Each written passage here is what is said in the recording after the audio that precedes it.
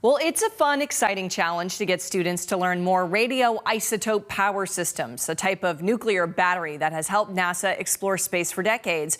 Meteorologist Jacob Wycoff had a chance to speak to NASA about the program and how your child could compete in the contest. I'm so excited to be joined this morning by Matt Huffman. He is a NASA safety and mission assurance engineer. Matt, thank you so much for joining me today. It's a really exciting contest that NASA has going on right now. What is the Power to Explore Student Challenge? Absolutely. So thank you so much for having me. Good morning. So the NASA Power to Explore Student Challenge, it invites kindergarten through 12th grade students in the United States to first learn about radioisotope power systems, which is a type of nuclear battery, and then write an essay of 275 words or less about a nuclear-powered mission to any moon that they would choose in our solar system. They should detail where they would like to go, what they would like to do when they get there, what they would like to explore, how they would use the power of radioisotope power systems. And we want to hear about their own unique superpower that would enable them to achieve their own mission success.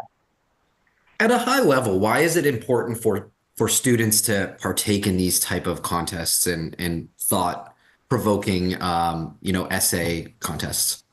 Absolutely. So I think the biggest importance is that it helps get this younger generation engaged. I know when I was growing up, I didn't have as much understanding of what STEM was. I didn't get into the STEM field until I was in my late 20s. So I think getting this knowledge early and seeing the impact that these students can have, that their imagination, that these writings could eventually be the future of space exploration.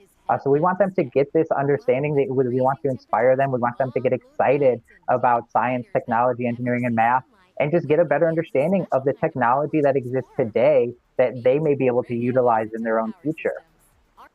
Can you explain what RPS is? I know you mentioned it, a nuclear powered system, but why is that essential for exploring far away distances? That's a great question. So a little bit of background. So currently there's only two practical options right now for providing long-term electrical sources of electrical power for exploring space. That's the light from the sun and then heat generated from a nuclear source, such as a radioisotope. So radioisotope power systems, or what we call RPS, is a type of nuclear energy technology that is using heat to produce electrical power. We use that power to then operate spacecraft systems and science instruments. Where the radioisotope comes into play is that the heat is being generated from the natural radioactive decay of plutonium-238. And the kind of the importance of these long duration, these far out space missions is that RPS allows missions and allows NASA to have these missions to be possible to environments with these limited or no light sources where this solar light availability is just not there. This is not a new technology. This has been around actually for 60 years. It's been on 24 NASA missions. There's 5 current active missions right now that throughout our solar system. That's Voyagers 1 and 2, the New Horizons, Curiosity, and Perseverance. So we've been using this technology for quite a long period of time. So I was reading through some of the press release that you had there, and it looks like an amazing contest. Now, the challenge requires students to kind of imagine a mission to any moon in the solar system. Can you kind of give an example of like what that would look like in your mind? I don't want to give any pointers for kids. Yeah. What ultimately are the judges maybe looking for? Sure, that's a great question. I think just your creativity, your imagination, your only limit is those two things. So I think the biggest thing is explore the moons that are in our solar system. There are actually hundreds of moons within our solar system, if you're unaware. And I think what we're looking for is, what do you foresee as the future of space exploration? Do we want to go far out to Pluto's moons? Do we want to stay closer to maybe Mars or Jupiter's and explore those moons? And it would be great to see these students actually research these moons. What may be available on these moons, so that way, when you get there, you actually have science or something you can learn. The main thing that we do at NASA is how can we better understand the solar system by learning what's out there. We've learned a lot about Mars by the rovers we've put out. We've learned about our own moon.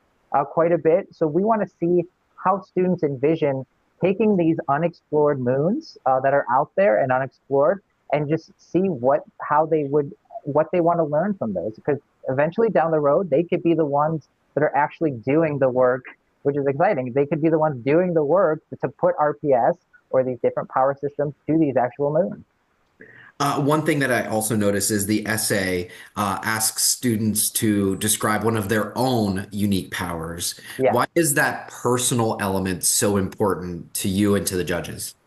Yes, absolutely. So the superpower, I think, is incredible, and it's been inspiring to see because a lot of times these students and this younger generation is identifying often perceived weaknesses or maybe obstacles they've had to overcome in life that they've turned it around and turned them into strengths. So it's been really inspiring to see how they take what society or their own self may identify as a weakness and say, no, I can use this to my own advantage and my own strength. I know that this has been a contest that has gone on for a few years now. This year, RPS and Exploring Moons. What are some of the other sort of creative ideas that were drawn up and imagined in previous years that really kind of stand out? If you can remember, that is. That's a great question. I actually don't know No off the worries. top of my head. This is the first one I've actually got to work. So it's Okay. exciting for me. I'm relatively newer to NASA, so this is the first RPS or the first like Power to Explore program and challenge that I've got to be part of. No worries at all. So winners, they get a trip. The top 3 winners get a trip to NASA Glenn Research Center in Cleveland, Ohio. That's What's an experience like when they go to where you work? So that's a great question. So they'll be able to learn, maybe meet me, but it'll be during the summer when the weather in Cleveland is much nicer, much warmer. They'll get to meet the people and the technologies that are powering these NASA missions for the moon and eventually Mars, and then further. They'll get to see the facilities on site where we're actually testing, developing, and researching this hardware. So we'll get to see a huge overview of who's developing and researching and working on this hardware, as well as we'll get to see where it's actually being produced and performed. Sort of beyond the contest, but still in the realm of NASA, I think that we've had just an incredible year of people looking up, whether it was the solar eclipse in Cleveland. You probably also saw the Northern Lights episodes. We had a couple of them, May, I think it was October. We had another one. It's been really a banner year for astronomers and for exploration, and really planting that seed for kids of you can do this in the future. There are worlds outside of our own. How does this program and the experiences that kids may have seen this year kind of align with NASA's goals to inspire the next generation of explorers and scientists? That's a great question. I think it shows that what they're seeing from the ground just here on Earth is possible. We already have the technology that we're reaching Mars. We're planning to go to the moon. Again, we're already doing these things that they're seeing from the ground. And we want to inspire this next generation of explorers. So current NASA employees, including myself, we're working on these foundations to go back to the moon, eventually to Mars. But the students now, this current generation that's already looking up, they're the generation that's going to come in and continue these missions to the moon and visit Mars and explore whatever they see as the next space frontier. And so it's never too early. I think right now is such a great time because it's giving us awareness. It's showing that, hey, if you're interested in space, here's so many other things that are already happening, and here's the things we're already doing, and you may not even realize that that's a thing that exists. And so come join us, come learn about RPS, come learn about just solar power, learn about these things that are already happening so that what you're seeing up there, you could eventually be a part of. Now, one thing that I noticed is you group the essays into 3 different groups based on their age level, as young as kindergarten. Yes. And I have a kindergartner myself, and the thought of him, understanding nuclear technology and space exploration is not laughable. That's not the right word, but I would be interested to hear what he would have to say, right? Sure, absolutely. Why is inspiring even kindergartners or introducing them to topics like space exploration and alternative forms of power? Why is it important at that young of age too? I think just getting early insight into what is out there. I don't think there's really too early of an age to learn about technology and giving a name to things that kids may already be interested in. I know when I was a kid, I was a huge fan of Legos and putting things together and building things and taking things apart. And now 20, 30 years later, I'm an engineer. So it kind of, but I didn't realize that that's what I was doing until I was well into my 20s because we didn't have these programs that said, hey, if you're interested in kind of building things, if you're interested in maybe thinking about the future and thinking about what's out there in space, you could be an engineer, you could be a scientist. And so giving names so that children and young in this new generation can say, oh, that's, I think, what I'm interested in. And that's a path that I can follow throughout my life and kind of continue to pursue and grow. And that's something I wish I had. So I would love, I can't wait to see these kindergartner essays about how they even envision what nuclear power is and how they would use it to go to the moon. I think that's going to be really interesting and really inspiring.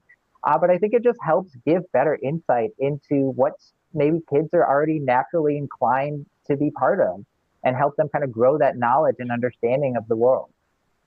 I love that. So let's get some nuts and bolts out of the way. This is the Power to Explore Student Challenge. If parents, if teachers want more information, where should they go? How should the students apply, that sort of thing? Yes. So if they want to learn more about the challenge or RPS or radioisotope power systems itself, they can visit nasa.gov/RPS. We encourage students, teachers, parents, anyone to help them with these essays. They don't have to do it alone. So we're encouraging, even if you're thinking about it, go out there, write an essay and send it in. Matt, I really appreciate your time. Matt Huffman, NASA Safety and Mission Assurance Engineer. Matt, pleasure talking to you and best of luck to everyone that may be applying. Yeah, thank you so much for having me.